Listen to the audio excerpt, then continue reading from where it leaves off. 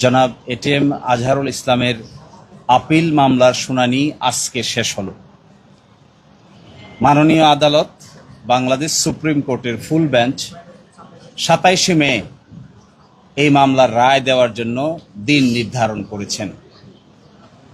আমরা আমাদের যে জনাব এটিএম আজহারুল ইসলাম সহ মাওলানা মতিউর রহমান নিজামী, জনাব কামরুজ্জামান, জনাব আলী হাসান মোহাম্মদ মুজাহিদ আলী, সালাউদ্দিন কাদের চৌধুরী সকলেই সিন্ডিকেটেড ইনজাস্টিসের শিকার হয়েছেন এবং জনাব কাদের মোল্লা সহ সকলেই একটি সংঘবদ্ধ অন্যায় অবিচারের শিকার হয়েছেন।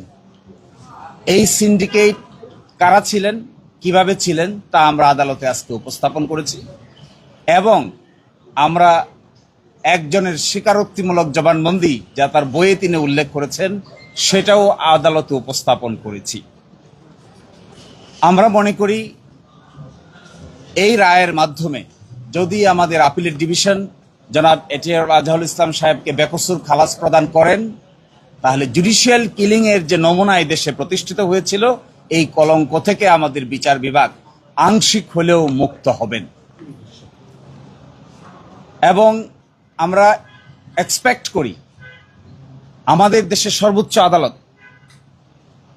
আপিল বিভাগের পূর্ণাঙ্গ বেঞ্চ জনাব এটিএম আজহারুল ইসলাম সাহেবকে বেকসুর খালাস প্রদান করবেন ইনশাআল্লাহ।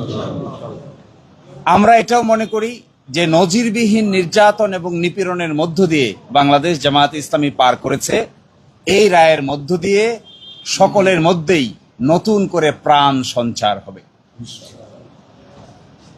এবং এইভাবে বিচার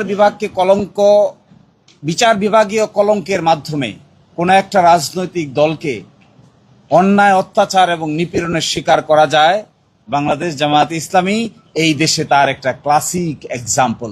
কিন্তু যারা এই নির্যাতন নিপীড়ন করেছেন, হত্যা করেছেন, ফাঁসি দিয়েছেন, এনফোর্স ডিসঅ্যাপিয়ার করেছেন, আয়নাগর বানিয়েছেন, শেষ পর্যন্ত তাদের শেষ রক্ষা হয় নাই। এখান থেকে সকলের এই শিক্ষা নেওয়ার বিষয় আছে।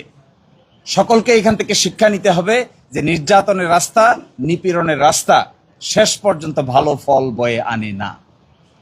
এবং আমরা এটাও আদালতকে বলেছি যে জনাব এটিএম আজহারুল ইসলাম সাহেব ছিল তখন 18 বছর একজন বয়সের ইন্টারমিডিয়েটের ছাত্রকে তারা কমান্ডার বানিয়ে সাজা দিয়েছেন, যেখানে ট্রাইব্যুনাল তাকে কমান্ডার হিসেবে উল্লেখ